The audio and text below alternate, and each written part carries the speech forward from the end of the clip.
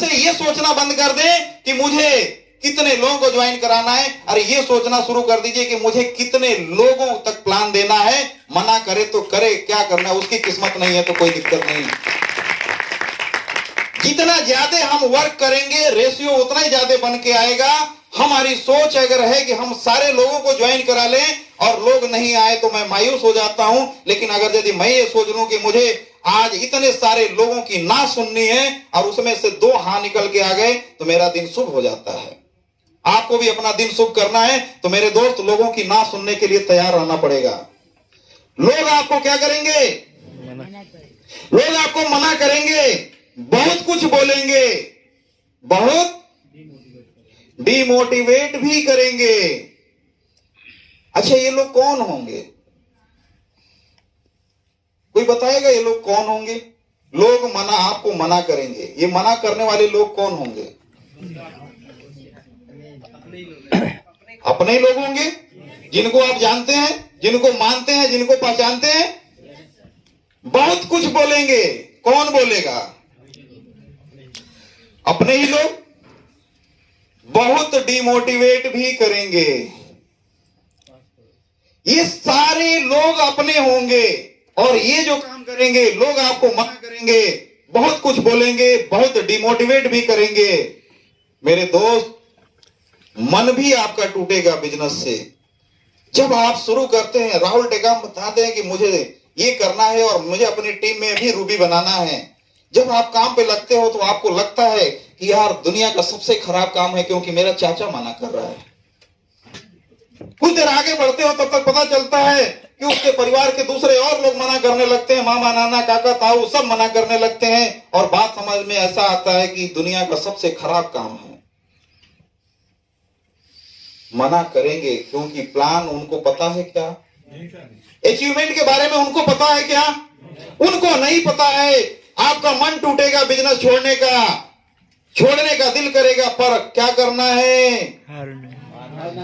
ये सब कुछ सुनने को मिलेगा, लेकिन मेरे दोस्त हारना नहीं है, क्योंकि यदि आप हार गए तो मिशन से दूर हो जाएंगे और मिशन से दूर हो जाएंगे तो फिर सिस्टम से दूर हो जाएंगे और सिस्टम से दूर हो जाएंगे तो आपको धीरे धीरे बिजनेस खराब लगने लगेगा। अगर बिजनेस को अच्छा समझना है तो सिस्टम में रहना पड़ेगा। हारना मना है। अगर आपको जीतना है, सक्सेस होना है तो हारना मना है। यदि आप कोशिश नहीं करेंगे तो आप उन लोगों से अपनी आंखें नहीं मिला पाएंगे। किन लोगों से? किन लोगों से आप अपनी आंखें नहीं मिला पाएंगे? जब आपके स्ट्रगल का दौर था, आपने प्लान दिखाना शुरू किया, लोगों से मिलना शुरू किया और लोगों ने मना किया आपको। यदि आप कोशिश नहीं करेंगे, यदि आप सक्सेस होने के लिए कोशिश नहीं करेंगे, अपने चेयरमैनशिप के लिए कोशिश नहीं करेंगे, अपने लीडरशिप के लिए कोशिश नहीं करेंगे, तो आप उन लोगों को क्या जवाब देंगे जिन लोगों ने आपको मना किया था और आपने कहा था कि मैं करके दिखाऊंगा? जवाब दे पाएंगे आप? नहीं। तो फिर वहां पर आपकी हार होगी और हारना मना है। जिन्होंने आपको अस्वीकार किया था उनके लिए भी इस काम को करने की जरूरत है, क्योंकि जिन्होंने मना किया उनको प्रमाण भी तो देना है कि मैं सही काम पे था। कितने लोग जानते हैं इनको? बहुत अच्छी सी फोटो, बहुत अच्छी सी फोटो, और ये खूबसूरत फोटो इतनी खूबसूरत बनी बनाई आ गई थी क्या? थोड़ी सी इनके बारे में जानते हैं। नीचे क्लिक करिए, एक वीडियो होगा, उसको डबल क्लिक करिए, यहां पर डबल क्लिक करिए, नहीं पीछे पे, यहां डबल क्लिक करिए।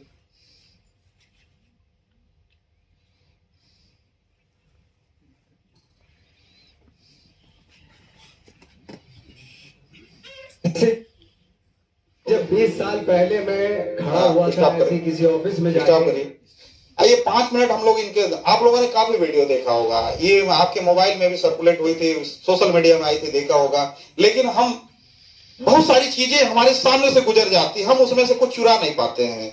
मैं जब बोलूंगा तो रोक दीजिएगा। चलिए ऑन करिए। तो मुझसे पूछा गया था कि क्या है, किसी डायरेक्टर के असिस्टेंट ने पूछा था क्या है, मैंने कहा एक्टर है? बोले दिखने से तो लगते नहीं हो एक्टर हो। तो क्या होता था कि इंडस्ट्री में हमेशा ये चलन था कि एक्टर हीरो जो होता है वो 6 फुट का होता है और गोरा होता है और लंबा चौड़ा बल्ले छल्ले होते हैं। मतलब हम तो बस ऐसे ही चले गए थे, ऐसा समझता था वो। और शिप्रा मैं ये आपको बताना चाहता हूँ इस चीज का कि मेरे खुद के रिश्तेदार जब मैंने उनसे इच्छा जाहिर की कि मैं एक्टर बनना चाहता हूं तो उन्होंने भी मुझे डीमोरलाइज किया कि पहले शक्ल तो देख ली अपनी। क्या किया? इनको क्या बनना था? एक्टर। और जब एक्टर बनने के लिए गए तो लोगों ने डिमोरलाइज किया कि पहले अपनी शक्ल तो देख लो, इस इंडस्ट्री के लायक नहीं हो। डिमोरलाइज किया लोगों ने। ये सबके साथ होता है। जब आप किसी को आप बताते हैं कि नहीं मेरा ये विजन है, मैं इस विजन पे काम कर रहा हूं, तो लोग आपकी तारीफ करते हैं, आपको डिमोरलाइज करते हैं। हमें इस चुनौती को स्वीकार करना पड़ेगा कि लोग हमें डिमोरलाइज करेंगे। छोटा पतला दुबला सा आदमी काला कभी था, मुझे खुद को पता नहीं था कि इंडस्ट्री में मेरा क्या हाल होगा। बट एक जिद थी और क्या थी? और आपने सुना है जिद्दी आदमी ही इतिहास रचता है। इसने क्या बोला? ये आईएमसी का डिस्ट्रीब्यूटर है क्या? ये डायरेक्ट सेलिंग का बंदा है क्या? लेकिन हर जगह पर लोग अपने एक्सपीरियंस को शेयर करते हैं और जो आपके साथ लागू होता है वो हर जगह पे भी लागू होता है। मतलब सालों साल से इंडस्ट्री में सिर्फ यही चलन था कि एक्टर तो हीरो तो जो है ऐसा होता है। लेकिन सब ऑड सिचुएशंस के बावजूद भी गए। लेकिन एक चीज मेरे दिमाग में थी कि जो सब कर रहे हैं वो नहीं करना है तो अलग क्या करूं। क्या बोला इन्होंने? एक ही चीज दिमाग में थी, जो सब कर रहे हैं वो,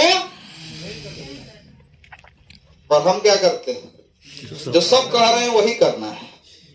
सब कह रहे हैं कि दुनिया का खराब काम कर रहे हैं, तो हमको भी लगता है हम खराब काम कर रहे हैं। उसके लिए ट्रेनिंग की जरूरत थी, जो मैंने नेशनल। उसके लिए किसकी जरूरत थी? ट्रेनिंग की। और आज क्या कर रहे हैं? ट्रेनिंग। ये हमेशा होना चाहिए या कभी कभी? हमेशा। मेरे दोस्त, जिंदगी में आगे बढ़ने के लिए ट्रेनिंग का अहम रोल है। मैं तो कहता हूं ये भी कह रहा है। ट्रेनिंग ली, 3 साल मैंने एक्टिंग की पढ़ाई की वहां पे और अपनी क्राफ्ट के बारे में समझा कि एक्चुअली इस पर्सनालिटी में अगर मैं लोगों को इंप्रेस करना चाहता हूं उसके लिए एजुकेशन की बहुत जरूरत है। क्या बोला? एजुकेशन की जरूरत थी। ये क्या करता है? वहां से वापस जाता है, एडमिशन लेता है। कितने साल की पढ़ाई करते हैं? 3 साल। अच्छा, इसने अपना फोकस चेंज किया या अपना शेड्यूल को थोड़ा सा सिस्टमेटिक किया? फोकस क्या था? फिल्मी दुनिया में जाकर के एक्टर बनने का। वहां से इसे रिजेक्ट किया गया, लोगों के ताने मिले। इस बंदे ने सोचा अगर मैं परफेक्ट नहीं हूं तो मुझे अपने अंदर परफेक्टनेस लाने के लिए मुझे ट्रेनिंग लेना पड़ेगा। और ट्रेनिंग लेने के लिए इसने क्या किया? 3 साल का एजुकेशन किया, 3 साल का कोर्स किया। और वहां से इसने अपनी गलतियां सुधारी कि मुझे कहां कहां और काम करना है, और फिर वापस आता है। मेरे दोस्त, जब आप काम करते हो, टी शर्ट डाल के घूमते हो, रिजल्ट नहीं आता है, तो फिर करते क्या हो आप? हारने का मन करता है कि नहीं? करना क्या चाहिए उस समय? उस समय हमें पुनः ट्रेनिंग पे काम करना चाहिए कि मैंने अगर सफलता नहीं पाई तो क्यों नहीं पाई, मुझे अपने अपलाइन के साथ काउंसलिंग करनी चाहिए, मुझे ट्रेनिंग करनी चाहिए, ना कि काम को छोड़ देना चाहिए। क्योंकि अगर फोकस डेली आपका बदल रहा है, आज किसानी में, कल फिल्मी दुनिया में, फिर उसके बाद डायरेक्ट सेलिंग में, तो फिर आपका कई जगह फोकस आपको जिंदगी में आगे नहीं बढ़ने देगा। फोकस एक जगह होना चाहिए। सफलता नहीं मिल रही है तो कारण ढूंढें, एजुकेशन अपने अंदर शामिल करें और फिर आप उस लेवल को अचीव करें। जो भी आप काम कर रहे हो उसमें क्राफ्ट, उसका एक्सपर्ट होना बहुत जरूरी होता है। ऐसे ही क्या होना जरूरी होता है? लिए बोल रहा है? Yes sir. हमारे लिए सारी चीजें बोल रहा है, ऐसा लग रहा है ना? ये वीडियो पहले भी आई थी। मेरे दोस्त, सोशल मीडिया का हम उपयोग करते हैं लेकिन उपयोग नहीं कर पाते हैं। हम केवल अपना टाइम खराब करते हैं।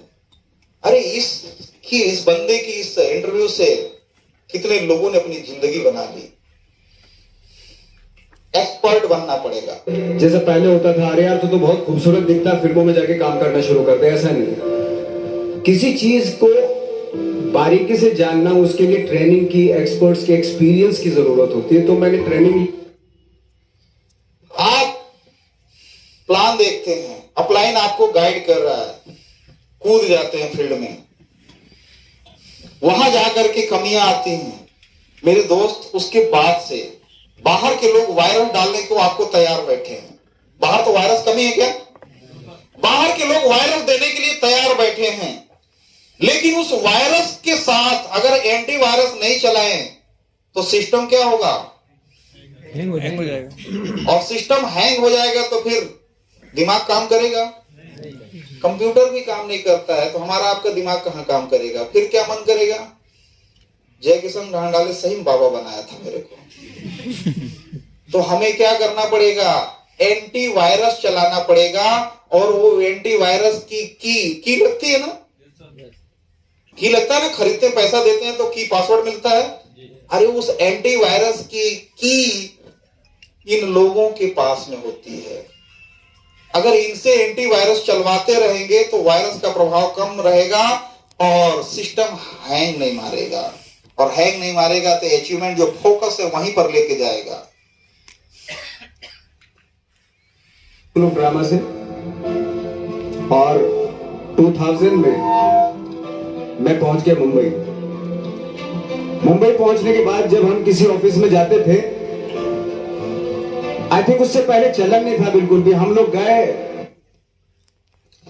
तो मेरे दोस्त, वीडियो काफी लंबी है, आगे अपन देखेंगे तो समय अभाव है, लेकिन इससे संदेश आपको कुछ मिला जो मैं देना चाह रहा था। जो हमें चाहिए अपने इस इंडस्ट्री में आगे बढ़ने के लिए, वो सारी चीजें ऐसा लग रहा था कि ये बंदा बता रहा है। जय किशन जी को बोलने की जरूरत नहीं, ये बंदा बोल रहा है सामने से आपके लिए। अरे ट्रेनिंग की जरूरत है इस इंडस्ट्री में भी। जहां पर नकली काम किया जाता है वहां भी ट्रेनिंग की जरूरत। वहां नकली काम होता है ना, अरे भैया सब कुछ नकली होता है वहां। और जब असली काम करना होगा तो, असली काम करना होगा तो ट्रेनिंग की और ज्यादा जरूरत है। क्योंकि वहां पर एक बार सीन सही नहीं आया तो मौका मिलता है, रीटेक का ऑप्शन है। लेकिन जिंदगी में रीटेक का ऑप्शन है क्या? एक्चुअल जगह, नेचुरल जगह पे रीटेक का ऑप्शन है? 2020 निकल गया, वो रीटेक होगा? 2021 भी निकल जाएगा, रीटेक होगा? 2021 में चेयरमैन नहीं बने आप, क्या होगा? रीटेक नहीं होगा। ये एक्चुअल लाइफ है और यहां पर हमें और सीखने की जरूरत है। जिंदगी के खूबसूरत 1 साल सीखने पर दे दिए तो इतना पैसा आएगा जो दूसरों से ज्यादा होगा और हमें सोचने पर मजबूर कर देगा। हमें सोचने पर मजबूर कर देगा कि यही वो जगह है जहां पर मैं अगले 1 साल और टिक गया तो लाखों रुपए कमाऊंगा। मैं इस बिजनेस को ज्वाइन किया तो उस समय इतनी सारी अपॉर्चुनिटी नहीं थी जो आप लोगों के लिए है। उस समय एक एक बंदा अगर यदि कहीं से कोई आईएमसी वाला मिलता था तो बड़ा अच्छा लगता था, क्योंकि कोई था ही नहीं आईएमसी वाला, पूरे एमपी में नहीं था, छत्तीसगढ़ में भी नहीं था। लेकिन एक अपॉर्चुनिटी समझ में आई, मैंने इस काम को लिया, स्वीकार किया और धीरे धीरे आगे बढ़ता रहा। मेरे दोस्त, आगे बढ़ता रहा। मेरे सामने काफी चैलेंजेस आए। सबसे बड़ा चैलेंज प्रोडक्ट अवेलेबिलिटी का था। प्रोडक्ट नहीं था। मैं वापस जाकर के इस पर काम करना शुरू किया कि प्रोडक्ट कैसे मिलेगा। नहीं था, ये मेरे लिए बोझ नहीं था, कैसे मिलेगा, इस पर काम शुरू किया। और इस पर काम शुरू किया तो उसके लिए ऑप्शन निकल के आया। मैं दूसरे जगह से प्रोडक्ट मंगा करके आपके क्षेत्र में काम किया। उसके बाद धीरे धीरे आउटलेट हुए, डीडी हुए। आज इतनी सारे आउटलेट डीडी हो गई कि हम भी नहीं गिन पाते हैं कितनी डीडी है मेरी टीम में। अगर उस दौर को नहीं फेस किए होते तो ये दौर आता क्या? पहले साल मैंने भी अच्छा खासा इनकम किया था। पहले साल में मेरी खुद की इनकम लगभग 4.25 लाख रुपए थी। एक नया बिजनेस, नौसिखिया काम, बहुत सारी चुनौतियां, इसके बावजूद भी पहले साल में 4.25 लाख रुपए की इनकम।